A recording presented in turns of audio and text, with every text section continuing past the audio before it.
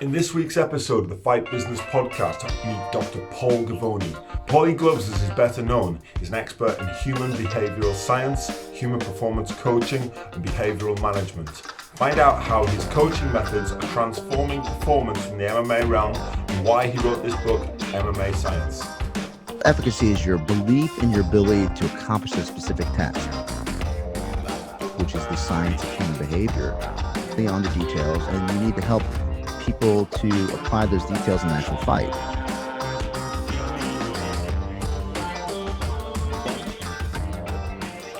So, Paulie, it's great to meet you, or meet you as the world goes nowadays. Oh, it's been a pretty crazy 18 months, right? Yeah, man. I've been, locked down over here. Thankfully, I do a lot of remote work for my I call it my day job, my regular job. But it's not been fun. I'm glad that we're coming out the other side now. Yeah, and Florida is like one of the places which everybody's looking is one of the freest areas in the world right now, right? You got a great governor. Yeah, well, that's it all depends on where you stand politically. I'm very neutral in the political world, but I'm very happy that we are able to get outside and go places. I'm vaccinated. I actually are vaccinated. I had COVID. I wound up in the hospital with it, right. With COVID pneumonia, which sucked. But made through it and came out and got a vaccine, and all is good. I was mostly worried that my family was going to get sick, but it wasn't fun, man. I was stuck in bed for a couple of weeks. It sucked. I don't know why I got it and they didn't, but I'm thankful they didn't. Yeah. So you're an expert in human performance coaching, and I looked at the Amazon and I looked at the bio, and it's insanely interesting. And for any of the guys who are watching this from the combat sports background, which obviously is the Rev Gear channel, so most of our audience are from that background. So can you tell us a little bit about what this actually is for the people who, they haven't got a background to understand what that is? Yeah, and most people don't. And thanks for the question, Alex. And also thanks for having me on your podcast, man. I love talking shop. And at the root of everything I do, I love helping people, which is 100% truth. I actually went into social work, was my initial degree that I focused on. You don't go into that because you want to make money. You do it because you enjoy helping people. And along the way, I stumbled across this thing called applied behavior analysis, which is the science of human behavior. And I look at it as the science for helping people. And because it's about human behavior, anywhere that people are behaving, you can use the science. I call it the greatest science in the world, because what other science can improve other sciences by increasing the performance or improving the performance of the respective scientists, if that makes sense. So is psychology at its core, or is there a lot more to it than that? It's a lot more to it. People think it is psychology, but it's not. It's actually a natural science. Like, it just is. Whether you believe it or not, it's happening like gravity all around you. And when you understand the behavioral principles, then you can leverage them. And so, I always, leverage them to help bring out the best in people. They can, unfortunately, also be leveraged to do bad things if you understand why behavior occurs and how to get different behavior. But I'm a very valued person, and the people in my field, we have a code of ethics that we follow. And I've been able to use the science to train a number of champion fighters, including, the former, M1 global heavyweight champion of the world, Kenny Deuce Garner. He was 1 and 2 when I met him, in terms of his how many fights and losses he had, and started using science and made it happen. And the science is it's very practical. It just talks about why people do what they do. And if you understand your own behavior, if you understand the behavior of others, and this includes, by the way, your thoughts. I know that we were just talking about psychology, but against the natural science, your thoughts and your feelings, we just call those covert behaviors. They're behaviors that only you can observe, and how they impact your overt behaviors or the things that, you're doing. And but what we understand, and it's a very misunderstood science. If you've ever heard of a guy named B.F. Skinner, he's the father of the science. And, with the traditional pictures of him having with like rats and pigeons, because he was in a lab testing why behavior occurred. And we know without a doubt, there's over 100 years of science that prove it. Well, people think it's about like carrots and whips and all this stuff, and they just misunderstand it. There's been some very, very well-known books published that have shed a poor light on the science because the authors did not understand it. And I fault my own field for that because it's a bunch of scientists who don't understand how to disseminate or share the science in a way that's palatable to people. And so that's what I've done, made it my career of doing that. And, there's 6 different books that I've written on, including one on MMA called MMA Science. I did it with with some colleagues of mine. Yeah. When I looked through the publications that were available, obviously the MMA Science one's the first one that jumps out at you, as a fellow combat sports guy. But I'm actually extremely interested in human behavior, and I've got a whole bunch of books on the wall, like some of them I'm sure you've read. One that I read really recently was Never Split the Difference by Chris Voss, he's like an FBI negotiator. Mm-hmm. And he talks all about like black swan events and understanding listening and gaining empathy. Is there a lot of that in there? Well, we go right to, so like one of my favorite things or topics is like leadership and coaching. And a lot of, most of my books are related to that in some way. And there's a bunch of theories, for example, on leadership. I love John Maxwell. He's a great leadership guru. But and I have 2 degrees on leadership. It doesn't matter. You can have as many degrees as you want. It doesn't mean you're a good leader or you understand leadership. But at the root of all the leadership books is the science of human behavior. It's the very root. It's the core of everything. It's at the core of all the different leadership theories, all the coaching theories. It would be at the core of whatever your FBI, I'm not familiar with the book, but whatever he talked about. And so when you understand these basic principles, these are the seeds, everything kind of grows out from that. It's if you understand it in terms of in the context of MMA, you will understand how to grow a skill, like a baby skill, develop a skill, right? Skill acquisition. And then it's not just about telling people. It's not just about showing them what to do. It's not even about drilling. I mean, all that has to do with it.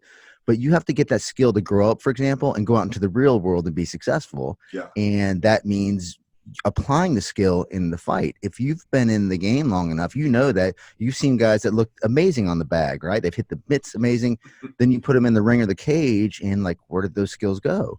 And there's a approach for doing that, and that's what we cover in MMA Science. Like how to training and coaching are 2 different things. Training is about skill acquisition.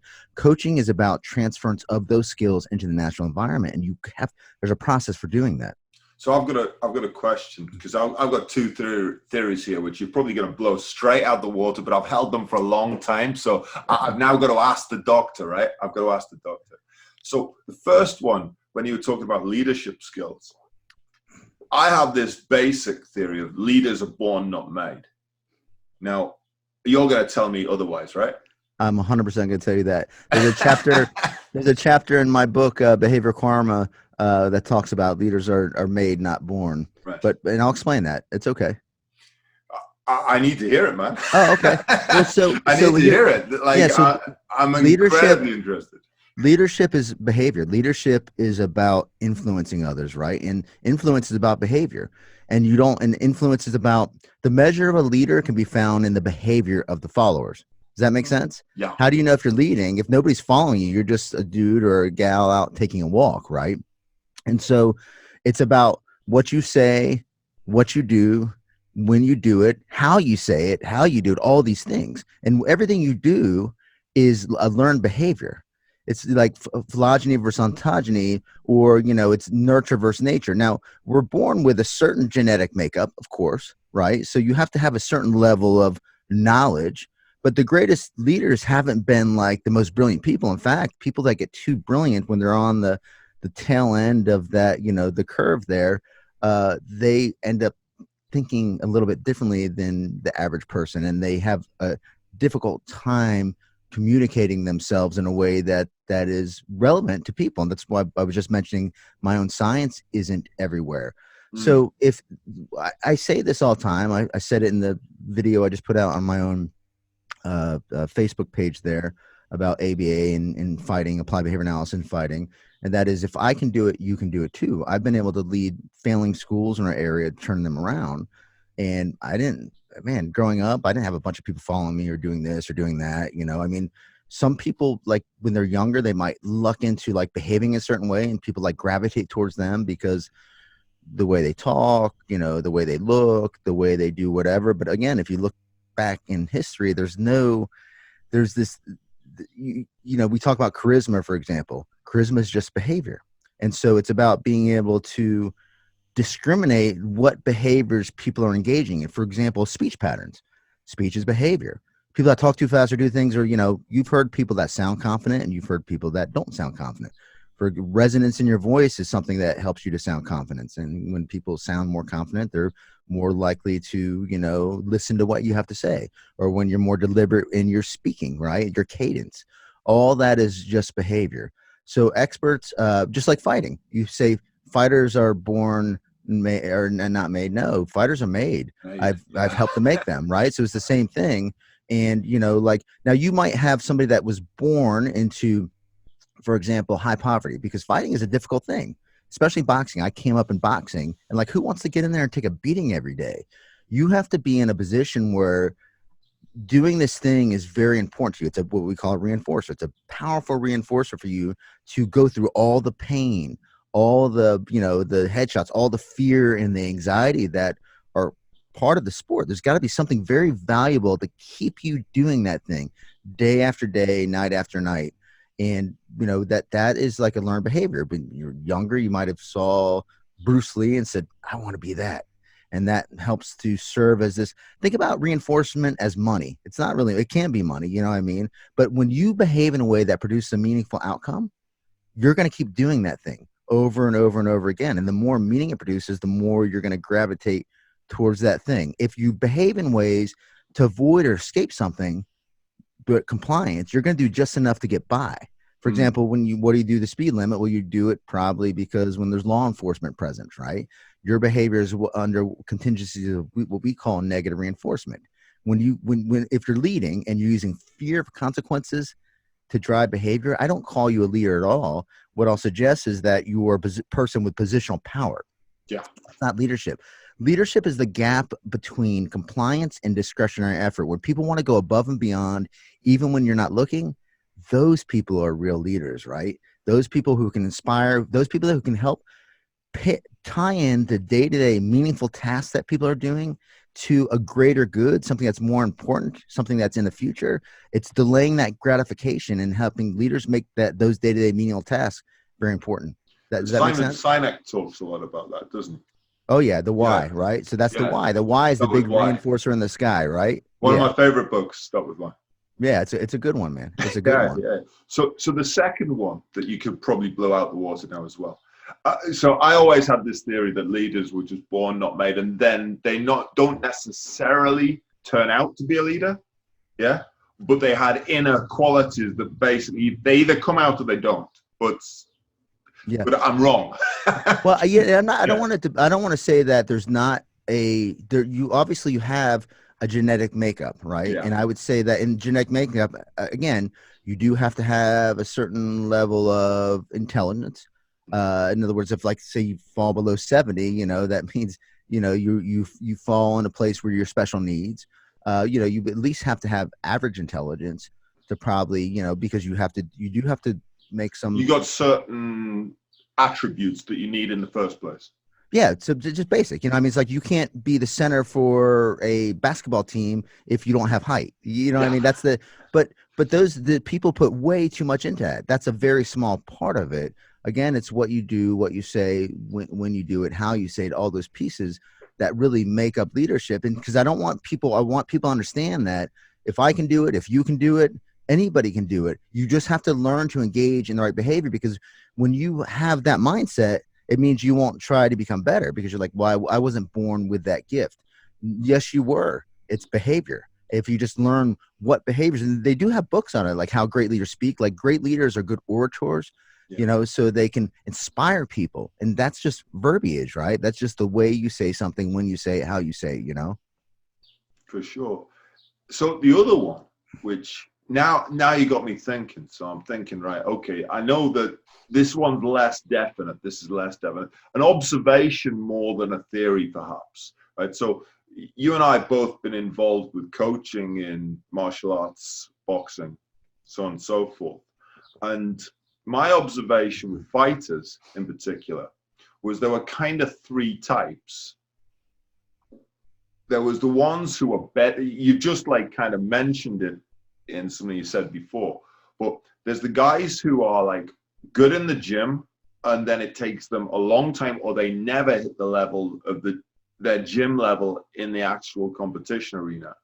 Then there's the guys who need to get accustomed to the anxiety and the stress of being in the ring, but then eventually manage to reach their gym level, given the right factors in competition. But then there's one more type where they actually exceed their gym level almost naturally when they're put under stress and scrutiny. So, and I had one kid in particular who was like this, where in the gym, you had to put a bomb under him. You had to set a fire under him to get him to do even his average level. Yeah. But you put him in a fight and he hit top gear. He was always better in the fight, always better, which was frustrating because you want to push his level further was difficult because you never knew what level he had to go to. But I can think of all the fighters I know, which is a lot of them, and they all largely fit into one of those three groups. But I bet you can explain that. Well, I think that's a really good observation, and I concur with you. I've had that happen. In fact, probably, my guy who hit the heavyweight champion of the world, Kenny Deuce Garner, he was that last guy, right? He never pushed himself in the gym. It was very frustrating, but I still was able to get him to do a lot better than he would have otherwise through, and I'll explain this later, through like picking the right style for him and training him in that style.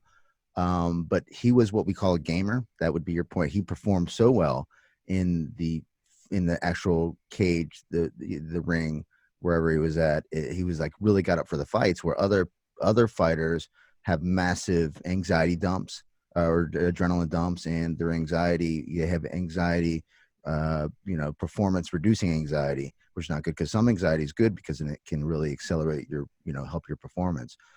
So now I would attribute that to history. So if I could go back and see what Deuce's history was, like where he came up, I know he came from a situation where, there was poverty there with him.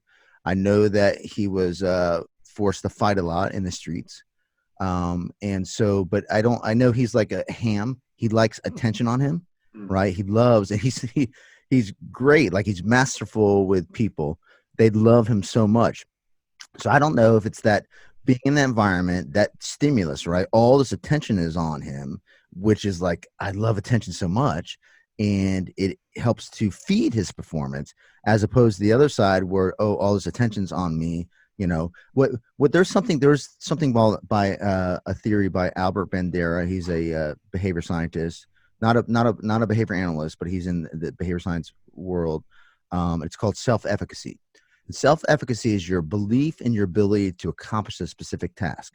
And what he says is, the more, think about, it's like self-confidence, but it's related to a specific task. Like, I have high self-efficacy in striking, particularly boxing, but low self-efficacy in like Brazilian jiu-jitsu. It's not my thing, right? And so the higher your belief is in your ability to do something, the more likely you'll be successful with it.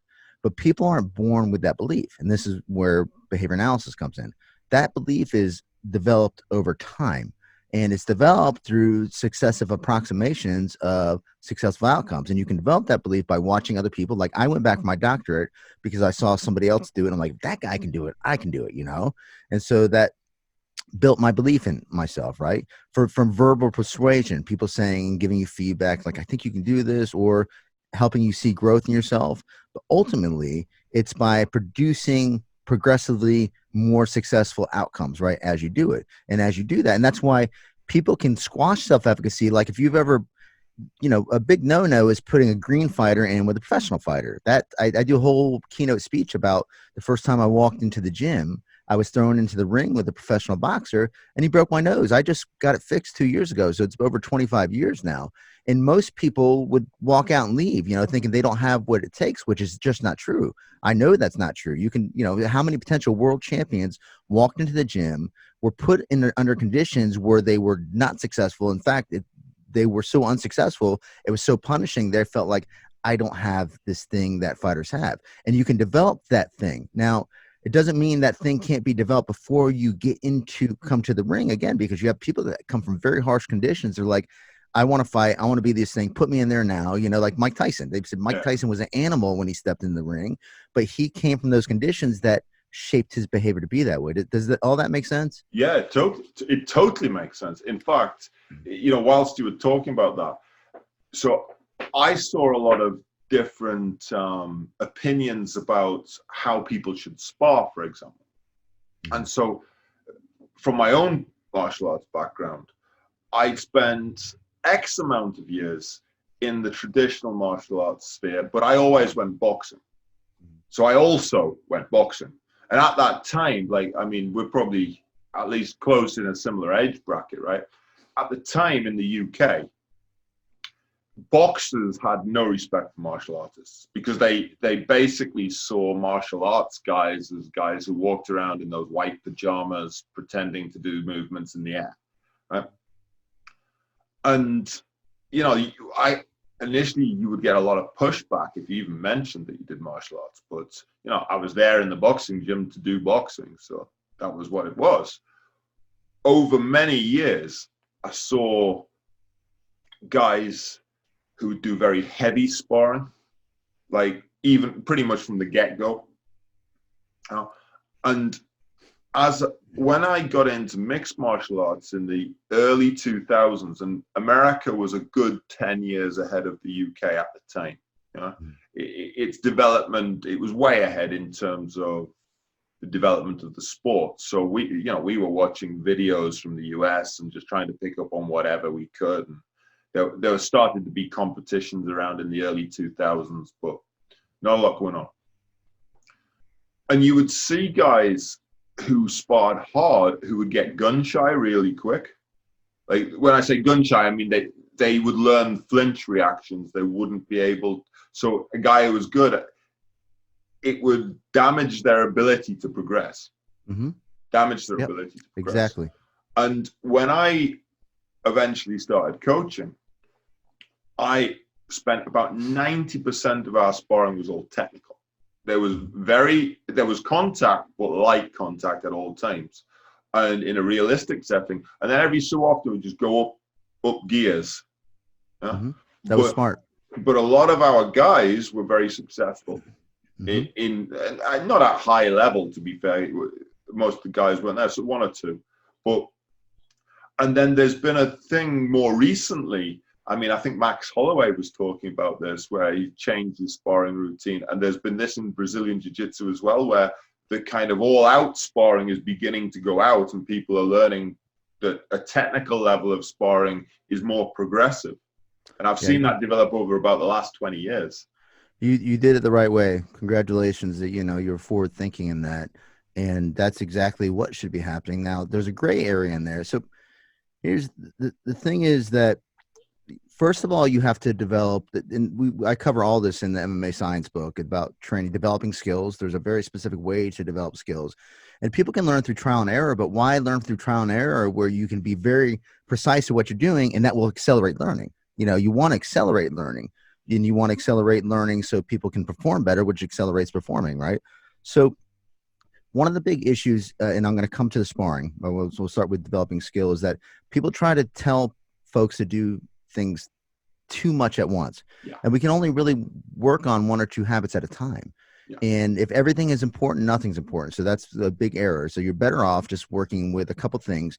And when I teach people, and I would have to be there and show you, but I teach people to start with based on their natural repertoires, and meaning like what do they already do naturally? Like I can teach somebody to throw a hook, and the hook is one of the most difficult punches to learn how to do in like 3 minutes, because I use a natural body movement that they're doing, and that you see their eyes light up and like, oh my God, I can't believe that. And so you have to figure out what those fundamental behaviors are and shake those up first. Because once you get these 5 or 6 things under control, everything else learns, right? We call these pivotal behaviors in the science, and then you can learn everything much easier. So you got to focus on those things first.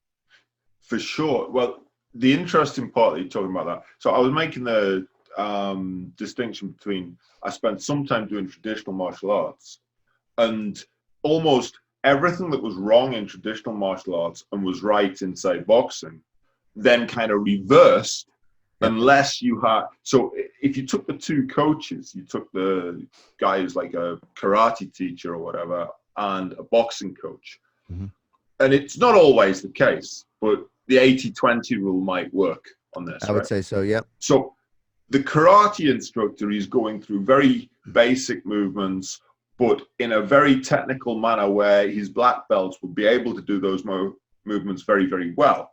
But they spent such a long time getting to that stage without developing any of the live conditions. Yeah. Then you had the boxing coaches who are almost the polar opposite a lot of the time. So you're right in the ring to spar. Who are like smashing a bag for half an hour, maybe doing some form of drill, but not very often, and then getting in the ring and either doing pads or hitting each other.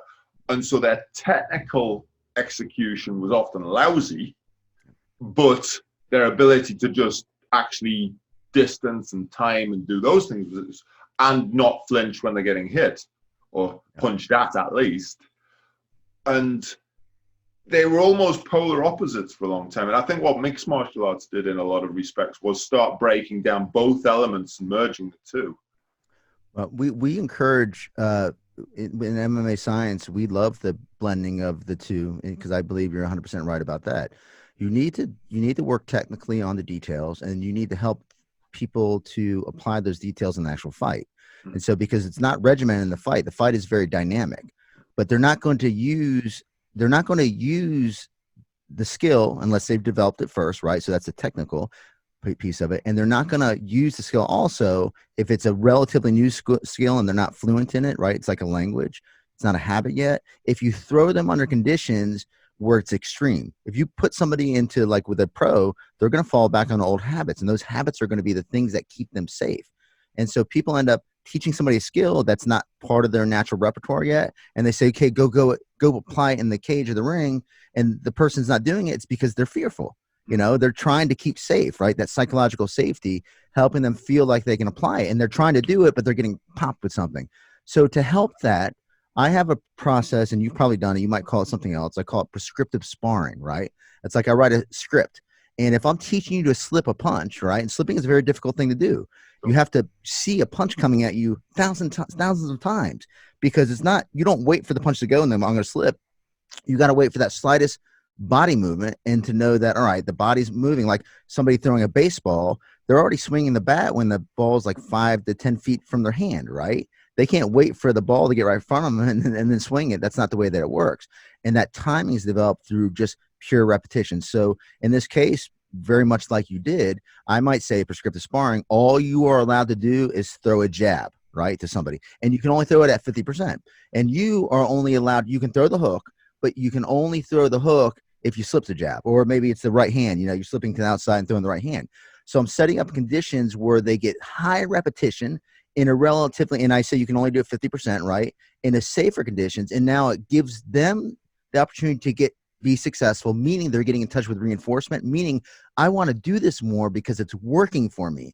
And I can help them by shaping, this is where the coaching comes in, getting them to recognize the right time to do it, or, you know, maybe under these conditions, they're not quite pivoting their foot enough when they slip, and that's making it so they're not loading their hook well enough, you know?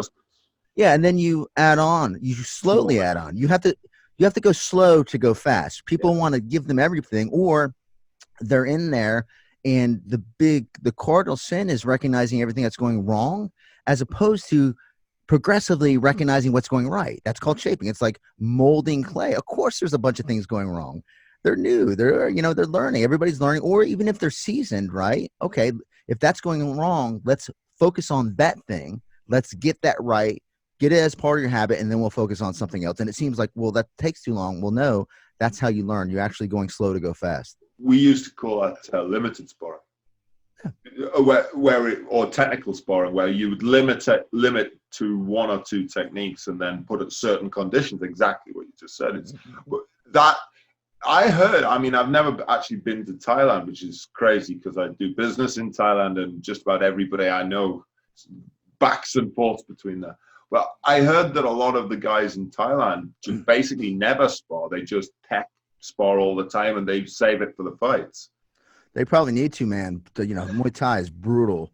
And I think that, you know, you have Listen, you do have to go hard in there. And if it were here, Rev Gear, I was actually just talking to my boxing coach that I work with the other day, and I tried to get one of the problems with one of the things with transferring your skills in the actual fight is that it's very hard to produce fight-like conditions.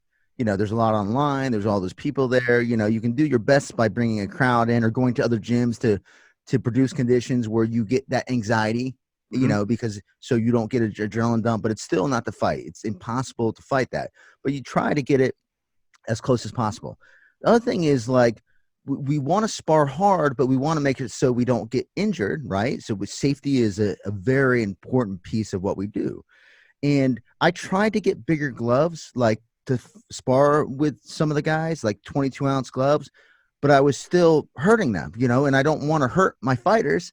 And, but I want to, and they were trying to hurt me. I want them to be able to throw as hard as they're going to throw in the fight, but they can get enough repetition of it without hurting each other. Now, there's issues with that now because now you have more padding and that screws with your distance. Like MMA sparring is very important, but you have to find these compromises. Like I want them to be in fight condition, meaning when you go in there, you have to throw hard, but you need the gear that's going to keep them as safe as possible to do it, which is opposed to like maybe going 50% where you can use smaller gloves because you're touching, you're not hitting hard, you're not going to get cut, but you also need the kind of gear where we can go balls to the wall hard. And I can, because that has to do now with your conditioning, right? And being that fight conditioning. Does that make sense? Yeah, of course. I've got a question here, which I think a lot of the people who are going to watch this podcast are going to go, hey, I really want to know that. So I can probably sit in the chair from a guy who's been in some of these situations and going, hey, I got a question, Dr. Paulie. You just talked a lot about like the progression of mental and physical conditioning. Mm-hmm. How do you get over that performance anxiety where the guy maybe he may have tried, he might be aware of it, he might even know it's the skeleton in the closet, but where he can't get over his own ego level to accept that he's not going to win in every situation in order for him to win when it counts. Yeah. If that makes sense. So when you go into the jiu-jitsu mat or the boxing ring, when you're a competitor and you know that guy over there, hey, he's always going to, he's ahead of you and you want to catch him up, but you've got to get yourself up and flatten your ego to accept defeat 100 times to get past that. Now, how do you deal with that with guys? Because there's a lot of egos around the gym. As much as people try and get rid of them, there always will be. Well, there's two parts of the question. I heard something about fear and anxiety, and I heard something about like getting over the ego. I can address, which one would you like me to talk about first? I'm kind of seeing them in the same context in this one. It's like, in order for you to up your performance, you have to be able to go and train with guys who are better than you. Yeah. But in order to do that, you also have to get over your own ego. And I think it often gets worse as you get better.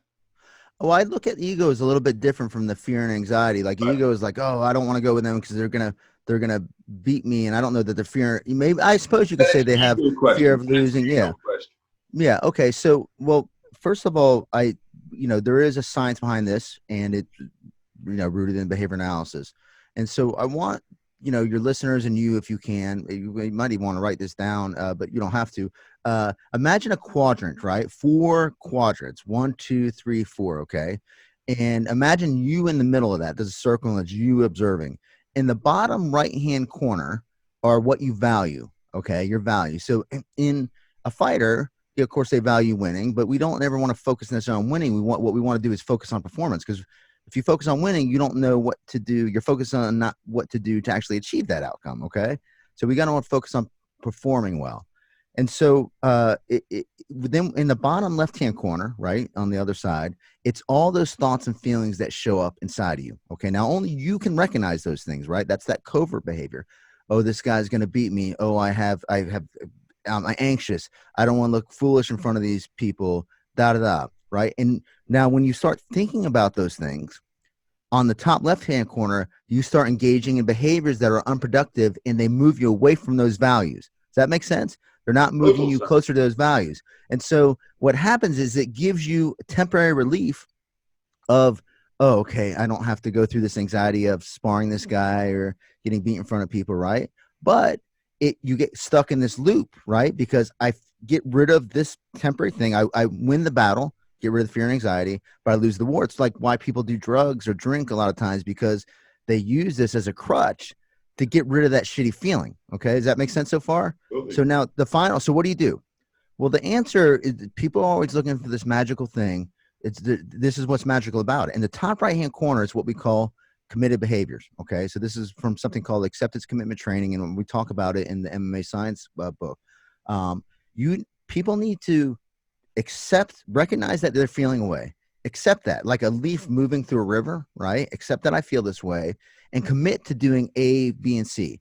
But what are those A, B, and C things, right? If I want to move towards my values, these are things that are going to help you be more successful. You've identified these things. So when you have that shitty feeling come up, like I used to be very fearful of public speaking. And as a result, I would do things to avoid, but I really wanted to share information with people. So I had to accept that I felt very afraid, very anxious, but I had to engage in these behaviors that were going to help me to be successful. And I had to do it in repetition and repetition. And then after a while, that whenever I had that anxiety feeling, right, it served as a prompt, instead of a prompt to avoid things, a prompt to do the things I've already identified that are going to help me to be successful. Does that make sense? So like, all right, I feel like shit. Oh, all right, let me do this stuff. I think a lot of fighters, especially when they get somewhere, like when you first start, or when you're early on in your career, wherever it happens to be, it's easy to cast out the ego because you have less to lose. You haven't built your house of cards on this ego about you being this or that or the other. And you see it a lot even with the very top level guys, don't you? They build themselves up to be this, undefeatable world champion, and then the next guy comes along and batters them, and then they can't get back over that. Yeah. So they got to the pinnacle and then dropped and could never get it back. But the guys who come back, they must be the guys who've got over that performance anxiety, right? Yeah, I would agree 100%. And in order to get over it, this means you have to scale. A good friend of mine, Dr. Alex Edmonds, and I did an article on when Ronda Rousey lost the first time. It was on psychology and how to get her back in. You have to scale back in the gym and progressively build that self-efficacy back up with people. And that is like, if I throw you in a position and like you're going with that top person in the gym and you're not in the right state of mind to do it and they're beating you, it's going to further make a problem. You got to shape your way into that again, right? You got to build your way back up to that, develop it in short stints. And then like, all right, I'm ready. Because you think about it, if you've had repetition with being successful with progressively better people, you are building that foundation more. Does that make sense? And now you go with the top guy in the gym again. You're like, you know what? I'm back. You know what I mean? That was a fluke. I've got it. But you got to build it, not just throw people back into the water with the sharks. So this is going to be a great time to slightly turn the wheel and move off to the side. I think that I could sit and talk about this stuff for hours. Like, I mean, we could have the first 4-hour Rev Gear podcast here, but let's not do that. We'll do a second one. Yeah, but brother. I'd like to move a little bit towards a little bit of what got you here, but then talk a little bit about American Top Team and how you work with those guys, some of the guys that you work with, perhaps liken back to this. Like, obviously, we've got a few friends in common, we discussed. And, so tell me a little bit about what got you to American Top Team, and tell me a little bit about American Top Team. Like, this is the Fight Business podcast, so a lot of people will, especially in the UK, but certainly around the world, will look at institutions like American Top Team as being the pinnacle of a professional martial arts setup, right? So there's a lot of guys I personally know who run gyms. They would love to be American Top Team and build to that. What got you first involved with them? How did that come about? Yeah, well, they're an amazing gym. They got an amazing group of coaches there. Dan Lambert, I call him he's like a philanthropist in the fight game. Conan Silveira, who's the head coach down there. He he's in training with Dan Lambert. It was their brainchild to develop it. But I met Conan a long time ago. I'd forgotten he was the head coach there. How crazy is that? Yeah. He's an OG, man. He's an a good guy. OG. Yeah, he treated me very well. So my involvement with Top Team, you know, I came up first in boxing, and then I started mixed martial arts in 2003. Right, I got just bored with boxing. I'd fought in the national. I don't know if you remember the Tough Man fights. It was on FX channel over here. It was you would have to fight like 4 times in one night. They were like minute rounds, and it was just like balls of the wall fighting, you know. So I fought in a tournament in that, and after that, I'm like, I'm ready for a new challenge. And I went over and started training with a guy named Roger Crawl, who's one of my partners, him and Dave Zitnick in MMA Science. And, you know, I started to fall in love with the sport. And shortly after I went with Roger at the time had one of the largest mixed martial arts game in the state of Florida. And he came from, his father was in the business of martial arts as well. And so he came from, you know, understanding the business of martial arts. And so at that time, American Top Team was small, but they already had a big name. You know, Dan was behind them. They were doing some good things, but they were not run like a business. You know, it was just Dan giving and taking care of a lot of the fighters. And so they brought Roger in to help them look at it more like a business. And so at that point, they said, well, would you like to become American Top Team? And Roger said, well, yes, I would. And so we moved from, you know, we were the Wolfpack at the time. He's still American Top Team Wolfpack, so it's American Top Team Sunrise. So Roger's trained with a lot of great fighters. So that was my introduction to American Top Team. Then I moved up to, I left that area and moved to St. Lucie County, where I met Dean Thomas. And Dean invited me into his gym. You know, Dean Thomas, of course, we work with Dean. Yeah, and was very good to me. That's where I started. I got injured. I tore my ACL. I tore my collarbone. So I started making the shift, the transition to coaching. So during that time, I had in the fights in Florida, I had, after a fight, it was, you know, back in the day, if you were in it, like the shows were small. Guys were showing up to fight for like $200, you know, which is nothing. And I remember one of the times we fought, it was outside in the rain. Imagine it was like, it just got done raining, and it was like the mat was all wet. And afterwards I went to, you know, one of the after parties, and ended up, you know, sitting next to and having a drink with Luigi Fioravanti. I don't know if, do you know Luigi? So Luigi is an OG, you know, fought in the UFC. He was a former Marine. And Luigi actually was on a losing streak. Not that time. This is like years later. He was on a losing streak, and I'd shown him. I've divided up striking into 3 styles. I call it short range, mid range, and long range. So for our listeners, if you can imagine, Mike Tyson and Muhammad Ali, they were both heavyweights, but they both fought exactly polar opposite styles. In striking, there's 3 basic types of defenses, like slipping, catching, you know, slipping and ripping, catching and throwing, and I call drawing and shooting, right? So I look at, you know, like, it's like, you know, the bull, you know, moving forward, the tank, you know, it's slow moving forward, but you're catching, punches, and throwing, and like the sniper, where you're long range, and everything requires a different defense, and everything requires like different footwork. But most fighters aren't extreme like that. You know, most fighters, you know, use different things tactically. But if you're taller, you're better off using a long range game, because you can capitalize on your reach. If you're shorter, you're better off using a short range game, and then applying different strategies tactically as you're striking. Well, Luigi was short for his size. He had big hips, and that's conducive to, like, you know, moving in and rolling your head and everything, which you can do, but you need to do it carefully. And I created a style based off of Mike Tyson's peekaboo called Controlled Chaos. That's what I trained Brad Pickett in. And I showed him a couple things backstage one night at a fight, and he had called me up and said, hey, I would really like you to work with me. You know, I've been losing some fights, and I like what you're doing. And that has historically how I've gotten involved with different fighters. They were losing, and they came to me, and then we won. And, you know, because I was able to build up not only their skills, but their self-efficacy, their belief in their ability, and not pretend it's real, because we're doing real stuff and they're seeing real outcomes. And he invited me to go to Rome. And then I actually ended up there with Luigi. We've fought the first, you know, main event in Roman history in MMA. Rich Antonito, I don't know if you know him, the Raging Bull. Which one was Legionarius? Had Legionarius tattoo? That's who invited us out there.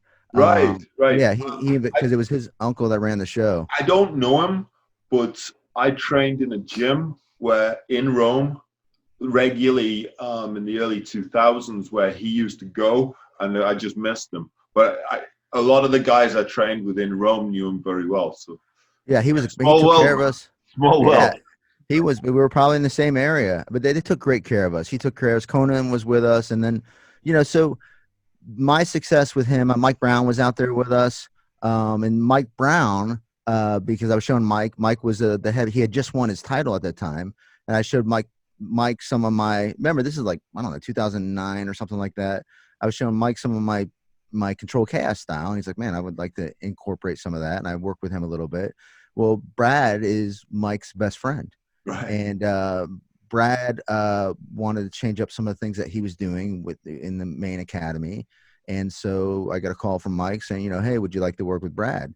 And I met Brad midway in West Palm Beach, was between me and Academy. And Brad is just like literally the greatest human being I know. He's such a good person. Yeah. He's so authentic.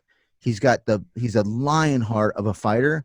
He trains. He's a coaching dream. And so that's where through Brad and through, Mike's introduction and through Luigi, it's a chain of events that happen but because I live 100 miles from the main academy.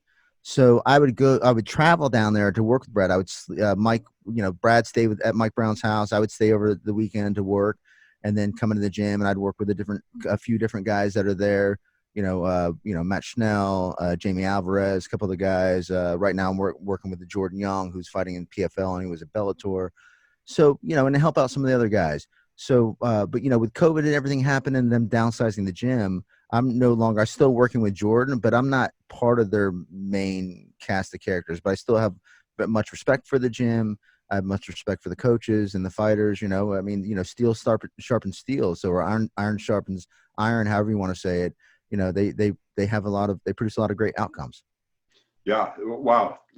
It's crazy how small the fight world really is. Like, just in that conversation there, like, there's at least 3 or 4 guys that collectively we've worked with as well. It's it's so small it is, man, that and I've worked with some of your guys over in the UK, man, which I love the UK. I love London.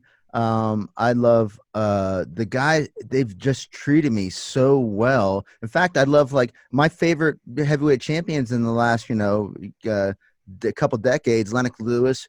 What a great champion, in terms of boxing. What a respectable human being. And I love what Tyson's doing right now. It's just like amazing stuff. So I love the UK fighters, and you guys have a long history of fighting there. I'm glad to see the UK getting their due with, what's going on. And I didn't used to like him because I think he was, but it made him work. But I really like, I'm having a brain fart right now. Who was the light heavyweight champion? Michael Bisping. Oh, Mike Bisping. Yeah. Mike's like a crazy guy. So we all used to travel around the different Cage Warriors events and some of the Cage Rage events back in the day. Like, I met some top guys through being in the back rooms in that, because we had a team up from Newcastle, and a couple of our guys in particular were fighting at the top level on those events. And there were some crazy times in there. Like, we met Shogun and Anderson Silva. At the time, Anderson didn't speak a word of English. His girlfriend, whose wife, was translating everything. And we were actually saying to him, ignore all these assholes in the audience. We know who you are, and, we love you, man. That guy. They were all there to support Lee Murray. Yeah. Oh yeah. Oh goodness. It was a crazy time. And, at the time in the UK, the audiences weren't respectful. They weren't what we would call like a real sports audience. They were just partisan to whoever they turned to support. Right. Sure. So they weren't there for the sport. They were there for the guy, really. Yeah. And so we ran into a lot of guys. Mike Bisping was one of the guys on the scene, and he was just always a lot of fun. He was just crazy and a lot of fun. And once you get kind of plug into what his personality is, you can just forgive him. But he could probably just piss a lot of people off in the initial meeting. Yeah, I mean, we fought on the same card as him a lot. And so I, got to hear him speak, and I wasn't didn't love what I was hearing, but then I've watched him evolve. Yeah. And I was like, and I even posted on like one of his Instagram, like, I didn't used to care for you, man, but like I'm a fan now. I really love the way he handled himself. I mean, we all grow, you know what I mean? Like, you're in that situation, you're surrounded by people. This is just what you're doing, and like you said, you're young and partying and doing all this stuff. But I really like what he, at least what his public persona is. And if I imagine probably it can, he's probably become humbled over the years. He, It's great. I mean, I think we saw the real guys a lot back in the time, right? But the thing I can guarantee about Michael Bisping is, yes, he is that crazy all the time. Yeah. So you probably won't thank me for telling you this, but there was a time at Wembley. The show was at Wembley. I think it was Cage Rage. Yeah, it had to be Cage Rage. It wouldn't have been Cage Warriors. It must have been Cage Rage. And I can't remember which show it was. And it was about 3 a.m. after the show. All the staff just wanted to leave because it was only the guys from the show who were still drinking at this point. And Mike Bisping jumped the bar and was just serving all the fighters drinks from the hotel bar. And he was always awesome. Like that. He was just hilarious, guys. He was a lot of fun to be around. But that was his personality. It wasn't like he was making it up. When I hear him speak now, he's very respectful to the fighters. I'd love to hear, like, Boss Rutan was like that. I love Boss Rutan was a madman. But then when you hear him speak about the fighters, he's like so respectful. Because some of the guys, I don't remember Mike being like that. I remember him seemed like he was very filled with ego.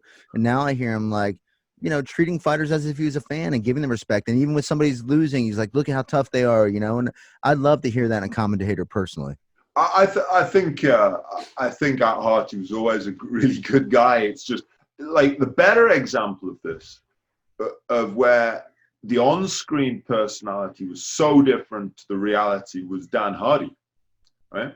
So Dan Hardy is a super humble, super nice. I love that guy. I met him back with he was so respectful to Brad. Such like I'm disappointed to see that he's not in the UFC anymore, because he was that. I'm like, this guy is a real guy, man. He's very authentic. I love that guy.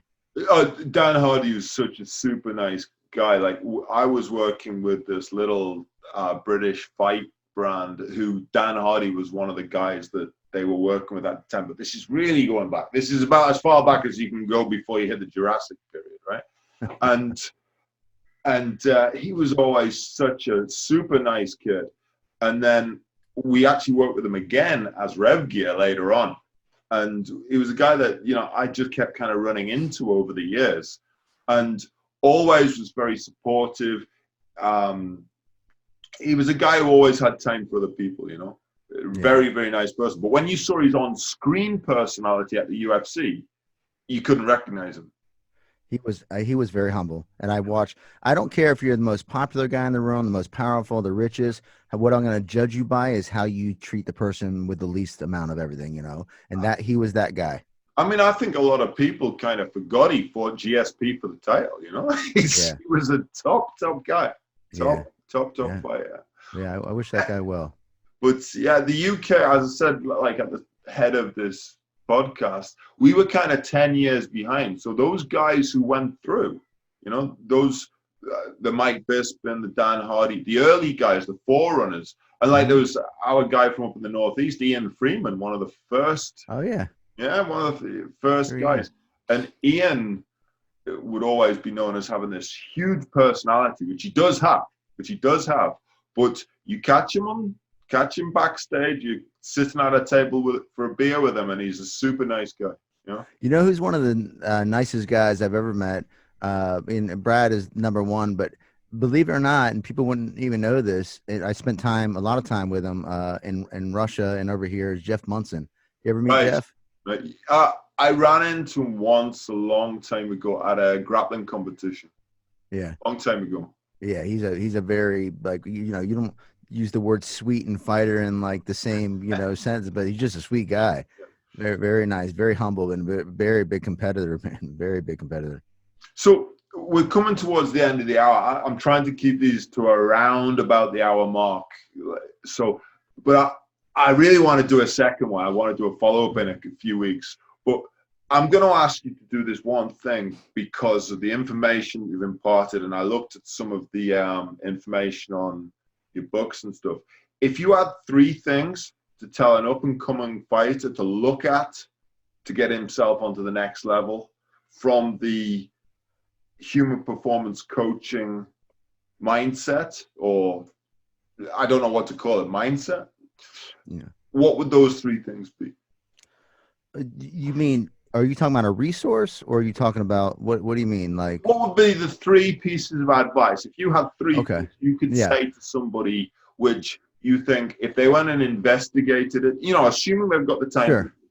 Yep. If they went and investigated it, say you were sat on a plane with a guy and he turns out to be an up-and-coming, wannabe up-and-coming fighter, and you ain't going to get the book out, you're not going to coach with him, you're going to part your ways when you get off the plane, and you like the kid and you say, look, I want to give you 3 things, I want you to take them away, and this is going to elevate your game if you follow.